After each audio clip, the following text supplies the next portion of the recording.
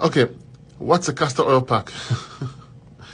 A castor oil pack is basically you take piece of cotton or a piece of cloth, clean cloth, and the one side is covered with plastic so it doesn't soil your clothing, and then you put a layer of cloth in there, and then you're going to take a little bit of castor oil and apply it in the middle of it, and then you're going to wrap the area of your body with that so-called band-aid, and that will allow the castor oil to penetrate into your body, but at the same time it won't soil your clothing. So I'm going to make a video on it, but it's something that everyone should know. Castor oil packs, amazing stuff.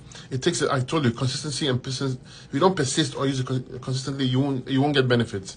But when you combine it with stuff like this castor oil here with cayenne, you have a super powerful product, because the cayenne pepper will stimulate blood flow, and the castor oil will help penetrate into the area. So you have a double whammy thing going on here.